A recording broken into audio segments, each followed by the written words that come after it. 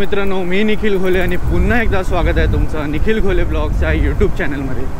तर म्हणजे आजची जी मोटो ब्लॉगिंग असणार आहे ती असणार आहे मुंबई टू कसारा। आणि आता बघता म्हणजे स्टार्टच झाली आहे। मी आता सांताक्रूजमध्ये आहे आणि आता इथे पुढेच आमचे बाकीचे आता मित्र भेटतील, आता त्यांना भेटूया आणि मग पुढची राईड स्टार्ट करूया।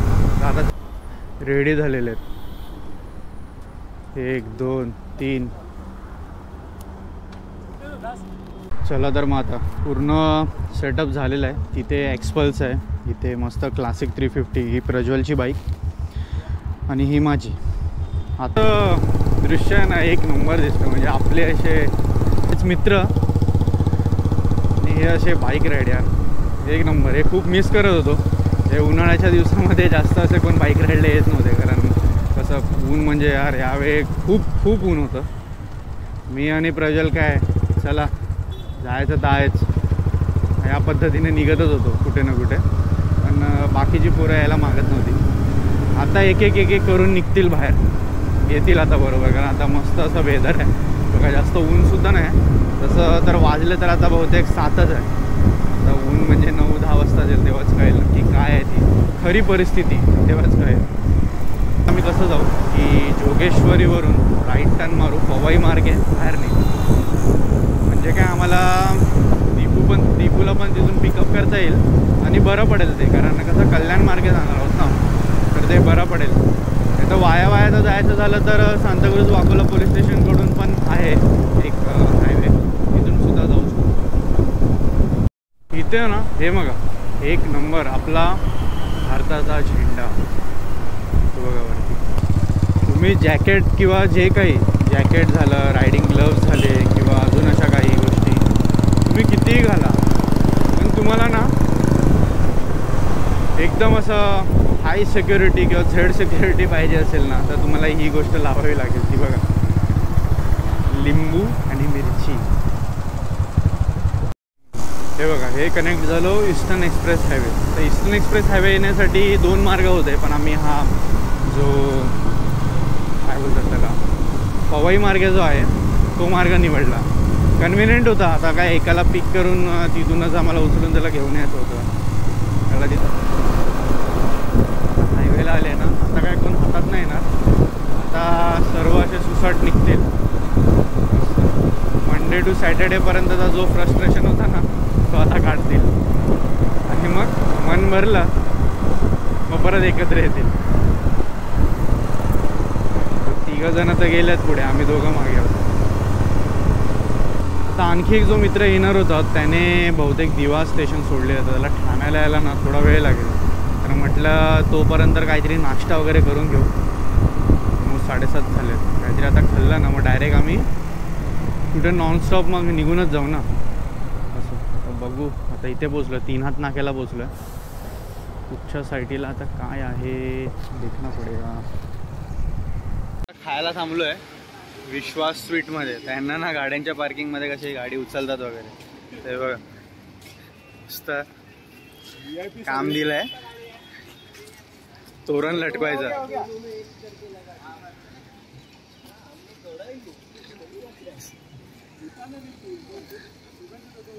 हे काय लिहिलंय ते ऋषी? हॉटेल विश्वास पार्किंग। हा मित्रांनो, इथे राईड प्लॅन मध्ये तर तुम्हाला मी आता एक करून जो भेटव तर प्रज्वल ॲज युजल पाहिजेच। प्रज्वल आहे तिकडे, एक आहे आपलं ऋषी गेला तिकडे। या दोघांमध्ये तुम्हाला दाखवतो।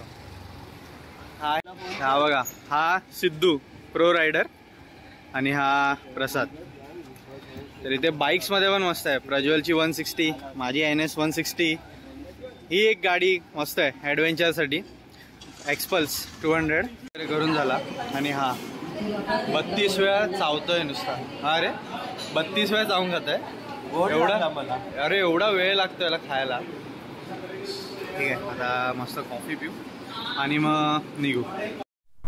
चला तर आता नाश्ता वगैरे करून झालेला आहे। प्रज्वलचा मित्रसुद्धा आला आहे, तो बघा सिद्धूच्या मागे बसलेला आहे। आता इथून कुठेच स्टॉप नाही। अरे यार रिमझिम पाऊस पडतोय। आता इथून आता कुठेच स्टॉप नाही, सरळ आता घाटामध्येच थांबू। चलो हे बघा, हे लेक ठाण्याचं आणि बघा समोर महाराजांची प्रतिमा. छत्रपती शिवाजी महाराज की जय. चला, मला अगोदर वाटलं ही जी क्लासिक 350 क्लासिक जी बाईक आहे रॉयल एनफिल्डची, ही वाटलं 350 आहे, पण ही ना 500. अरे एक नंबरच्या 500 CCच्या बाईकवर राईड करायची मजाच वेगळी असते. आम्ही इथे भिवंडीला थांबलो आहे. पूर्ण पाऊस पडत होता म्हणून गोप्रो वगैरे काढलेला. हे बघा, हा वेदर बघा, त्या साईडला पूर्ण ढगाळ वातावरण आहे, पूर्ण काळे झाले ढग आणि पाऊस पण पडतो आहे तिथे. आणि या साईडला पूर्ण ऊन आहे. आता वेदर तर चेक केलेलं, पुढे एवढं काय ऊन नाही, म्हणजे इथे सॉरी पाऊस नाही या साईडला. तर मग पूर्ण आता मोठं ब्लॉग परत एकदा सेटअप करून निघालो आहे. बाकीचे 2-3 जणं पुढे गेलेत आणि आम्ही 3 जणं मागे राहिलो आहे. हा जो रस्ता आहे ना, हा पूर्ण आता 88-87 किलोमीटर एकदम असा सरळच आहे. पुढे काही असं टर्न वगैरे तर नाहीच आहे. तर आता सरळच जायची आहे. जास्त काय, फक्त ट्रॅफिक नको यार. ट्रॅफिक मिळाली नाशिकमध्ये, म्हणजे ट्रॅफिक इन द सेन्स हे सर्व मोठे ट्रक वगैरे मिळतील. बाकी तर लहान गाड्यांचा काही इश्यू नसतो, साईडने निघता येतं. हा जो रोड आहे ना यार, एक नंबर आहे. आता मध्ये मी जर तुम्ही मला इंस्टाग्रामवर फॉलो करत असाल ना, तर तुम्हाला माहिती असेल मी आता ही राईड मारलेली काहीतरी ऑक्टोबर-नोव्हेंबर, म्हणजे गेल्या वर्षी माझी शेवटचीच बहुतेक नाशिकची जी राईड होती. त्र्यंबकेश्वर, हरिहरगड, त्याच्यानंतर ब्रह्मगिरी पर्वत, ते सर्व आम्ही केलेलं. म्हणजे 5-6 पॉईंट ठिकाणं होती नाशिकमधली, ते आम्ही केलेली. तर जाताना या रोडने गेलेलो. अरे असले सुसाट गेलेलो ना, शपथ. रात्रीचे निघालं तेव्हा एक चुकी केली मी. तेव्हा मोटो ब्लॉगिंग करत नव्हतो यार. तेव्हा जर असताना कंटेंट ही कंटेंट होत. वारसीदमध्ये इथून शहापूर असेल काहीतरी 30-40 किलोमीटर आणि त्याच्या पुढे मग कसारा घाट. हे बघा, हा जो वेदर आहे ना आता, म्हणजे जस्ट समर आता संपतो आहे आणि मॉन्सून चालू होतो आहे, म्हणजे पावसाळा चालू होतो आहे. हा जो वेदर आहे ना आता, थोडासा असा दमट असतो. पण ह्याच्यामध्ये जर असं कुठे आम्ही आता बाहेर आलो आहे, जसं नाशिक वगैरे साईड झालं किंवा पुणे साईड झालं, ओपन असे जिथे झाडी वगैरे आहेत बाजूला, तेव्हा जाऊन कुठे कळतं की जे शहरांमध्ये इमारती वगैरेमुळे काय होतं माहिती आहे, कुठेच झाडं उरली नाहीत आता तिथे. एवढा गरम होतो ना, विचारू नका. आता इथे बाहेर आलो आहे, असं दमट वातावरण तर आहे, हवेमध्ये जाणवतं आहे. पण ठीक आहे, थोडंसं असं थंड पण आहे, बरं वाटतंय गाडी चालवायला, बाईक चालवायला. गाडी नको, गाडीचं नावच नको. प्रज्वल, तू हा ब्लॉग बघत असशील तर तुला माहीत असेल, म्हणजे तू तर झालास, घरचे पण हा ब्लॉग बघत असतील ना, त्यांना माहीत असेल मला 4 व्हीलर जरा पण आवडत नाही. तर मित्रांनो, हा जो ब्लॉग असणार आहे हा असेल मुंबई टू नाशिक, जे इगतपुरी त्रिंगलवाडी फोर्ट. आता त्रिंगलवाडी फोर्टला जाताना मध्येच 2 ठिकाणं लागतात. ती 2 ठिकाणं काय ही तुम्हाला आता पुढे ब्लॉगमध्ये कळतीलच. तर मी असा विचार करतो आहे, हा मुंबई टू इगतपुरी जो रस्ता आहे, जो वाया कसारा घाट, आणि जे मी आता 2 ठिकाणं करणार आहे ते या ब्लॉगमध्ये कवर करेन. आणि त्रिंगलवाडी फोर्ट जो आहे तिकडचा, त्यासाठी एक सेपरेट, म्हणजे आतमध्ये असं खूप काही बघण्यासारख्या गोष्टी आहेत, तर त्या गोष्टीसाठी एक सेपरेट व्हिडिओ बनवेल. तर असे 2 व्हिडिओ बनतील. एक हा ब्लॉग बनेल, यानंतर जो ब्लॉग येईल तो त्रिंगलवाडीचा येईल. व्ह्यू तर बघा यार, बघा पूर्ण. आता कसारा घाट 10 ते 12 किलोमीटर अंतरावर आहे. तर आता कसारा घाटाच्या पायथ्याशी पोचल्यावर थांबू तिथे, कारण प्रज्वल बहुतेक मागे राहिला आहे. आणि तिथे थांबल्यानंतर एक हॉल्ट घेऊ थोडासा 5-10 मिनटं, आणि मग परत पुढे वाटचाल करू. आता इथे थांबतो जरा, प्रज्वल मागे राहिला आहे. काय आलं, दुखले? वा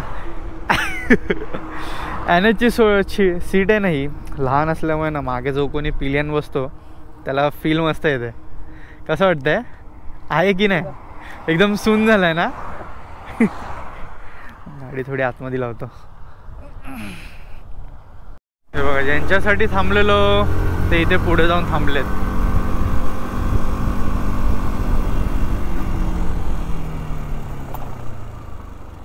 चल, कसारा घाट चालू झाला ना की आठवण येते ती म्हणजे बाबांच्या पालखीची. जे पायी चालत जातात ना, पायी चालत जाऊ दे किंवा शिर्डीला जे जातात असे वर्षातून एकदा किंवा वर्षातून दोनदा, 2 वर्षातून एकदा किंवा बाबांच्या दर्शनाला जे जातात ना, त्यांना या कसारा घाटातली आठवण, त्यांच्याकडे काही ना काहीतरी एक स्टोरी असणारच ही नक्की. तर मित्रांनो, तुमच्यासाठी ओम साईराम. आता आम्ही कसारा घाटामध्येच आहोत. तर इथून 10 किलोमीटर अंतरावरतीच ना पुण्यश्लोक अहिल्याबाई होळकर यांनी बांधलेली विहीर आहे. तर आता ती बघायला आम्ही थांबू. तर इथून धाकता आहे ना, हा बघा, हा वर चढण्यासाठी म्हणजे घाटावर जाण्यासाठी हा मार्ग आहे. आणि तो तुम्हाला दिसत असेल, तो बघा, तिथून जो रोड खाली उतरतो आहे तो तिथून येण्यासाठी आहे. म्हणजे हा वन वेच आहे बघायला गेला तर. पण हे असे काय असतात, माणसं येतात 2 वे, मग यांच्यामुळे ॲक्सिडेंट होतात.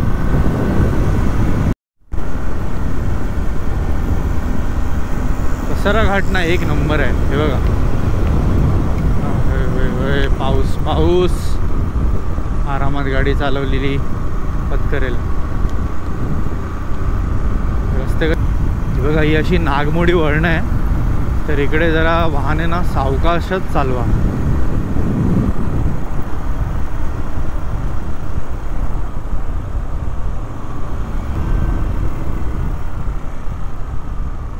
पाऊस असताना एकदम असा जोरात आणि आम्ही आलो असतो इथे, तर इकडचा जो दृश्य आहे ना तो एक नंबर दिसला असता.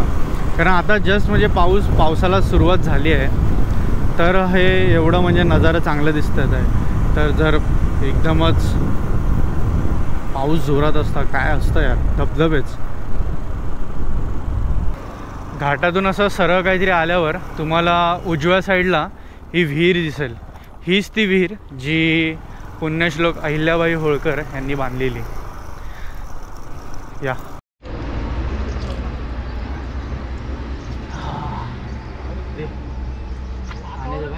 थोडा कचरा आहे त्याच्यात, ते काय नाही, गोड लागतं.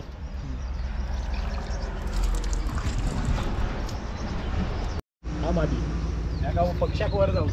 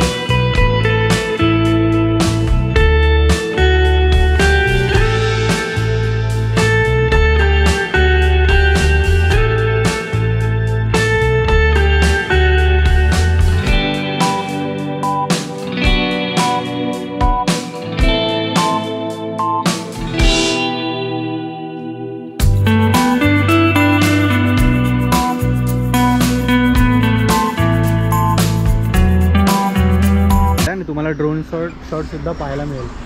आता हे किती किलोमीटर गेलं आहे ड्रोन? हे आता फक्त 166 मीटर गेलं. 166 म्हणजे 1.5 किलोमीटर नाही, 160. काय पकडतं, आंबा? हा, चला. तर मग आता ही विहीर तर बघून झालेली आहे. तर आता इथून पुढे आम्ही निघतोय त्रिंगलवाडी किल्ल्याला. आणि मग तो किल्ला बघून झाला की मग येता येता घाटनदेवी मंदिराचं दर्शन घेऊ आणि मग मुंबईला परत. आता इथून त्रिंगलवाडी किल्ला 16 किलोमीटरवर आहे. हे ना रस्ते मस्त आहेत, त्याच्यामुळे अशी म्हणजे एन्जॉय आहे आमची राईड. आता आम्ही सकाळी असं निघालो, थोडा उशीर झाला कारण तो मित्र तिथून रोह्यावरून आला आहे. तो असं पण नाही की इथून कुठून, रोह्यावरून आला आहे तो, आणि खास फक्त या राईडसाठी. तर मग त्याच्यासाठी थोडं आम्ही थांबलो तिथे अर्धा पाऊण तास. त्याच्यानंतर आम्ही ही राईड स्टार्ट केली आहे. तरी काहीतरी आम्हाला 8-8:30 तर वाजले असतील एकदम तिथून, म्हणजे ठाण्यावरून निघायला. घरातून तर आम्ही लवकरच निघालो, नाश्ता वगैरे करून तिथून आम्ही निघालो. इथे पोचलो आम्ही 2.5-2 तासात. हे बघा, हे घाटन देवी, म्हणजे घाटात ही देवी आहे म्हणून हिला घाटन देवी असं बोलत असेल. इथे पुढेच मंदिर आहे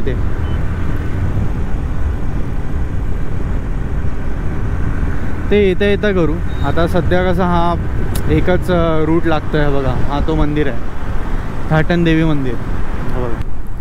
हे बघा, हा महामार्ग पोलीस केंद्र घोटी असं लागेल आणि इथून तुम्हाला लेफ्ट घ्यायचं आहे त्रिंगलवाडी फोर्टला जायला.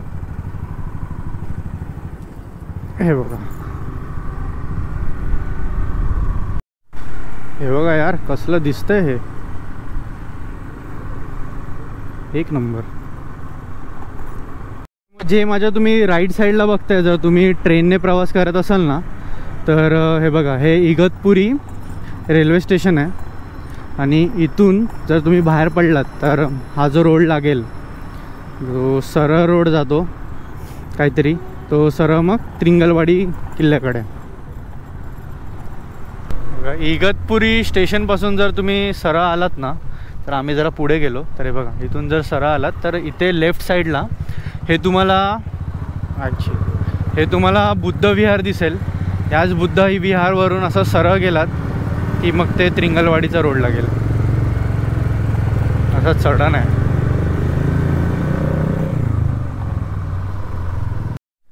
या जर किल्ल्याला तुम्ही बाईक वगैरे येत असाल ना, तर हे बघा, हे असं पूर्ण ना जंगल नाही बोलू शकत, असं गावातली वाट आहे ही आतली. आणि मागे बोर्ड वगैरे लावलेले की ते बिबटे वगैरे असतात. तर आता दुपारची वेळ असल्यामुळे तर नसणार एवढे, पण जर हो संध्याकाळी बोलू नाही शकत. हा जो हे दिसतंय तुम्हाला, हा मला वाटतं डॅम आहे त्या साईडला कुठेतरी, आणि हा त्रिंगलवाडी डॅम आहे. हा वर फोर्ट आहे. आणि हे बघा, अरे यार, एक नंबर. तो बघा, त्रिंगलवाडी डॅम दिसतोय तुम्हाला तिकडे. हो, एक नंबर अशी दरी बघा.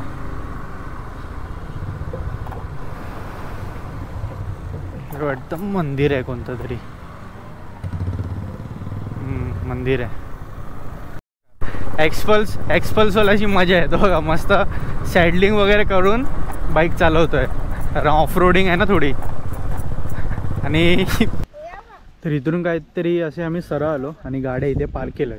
आणि हा बघा, हा त्रिंगलवाडी किल्ला. हा, तर चला आता. तर मित्रांनो, आता माझा त्रिंगलवाडी हा किल्ला पूर्णपणे बघून झालेला आहे. आणि आता मी पायथ्याला आहे, खाली उतरलो आहे. तर आता परतीचा मार्ग आहे घरी. तर घरी जाताना म्हणजे कसाराघाट तर परत लागणारच आहे. तर तेव्हा तिथे ना एक मंदिर आहे, ते आता आपल्याला बघायचं आहे. तर आता मी तुम्हाला मिळतो डायरेक्ट माझ्या मोटो व्लॉगिंग सेटअपमध्ये. तर मित्रांनो, झालं आता असं की अर्धी पोरं तर पुढे निघून गेली, आता मी एकटा मागे राहिलो आहे. तर आता मला नाही वाटत त्या लोकांनी मंदिर केलं आहे. ते लोक निघून गेले. मी त्यांना कॅच करतोय, पण ते दिसले असते असे मध्ये, कोण नाही, म्हणजे पुढे निघून गेले. तर ठीक आहे, नेक्स्ट टाईम जेव्हा येईन मी तेव्हा ते मंदिर नक्की एक्सप्लोअर करीन. तर हा व्हिडिओ आता मी इथेच एंड करतो, कारण आता इथून सरळ मी घरीच जाणार आहे, अजून कुठे जायचा प्लॅन नाही. तर हा व्हिडिओ मी इथेच एंड करतो. तुम्हाला हा व्हिडिओ कसा वाटला, हा मोटो ब्लॉग कसा वाटला मुंबई ते इगतपुरीवाला, कमेंट बॉक्समध्ये नक्की सांगा. व्हिडिओ आवडल्यास व्हिडिओला लाईक करा, व्हिडिओ शेअर करा. आणि हो, नवीन असाल तर चॅनलला सबस्क्राईब जरूर करा. भेटूया आपण पुन्हा अशाच एका नवीन व्हिडिओमध्ये. तोपर्यंत जय भवानी, जय शिवराय. आणि हो, यानंतर येणारा त्रिंगलवाडी किल्ल्याचा व्हिडिओ नक्की पहा.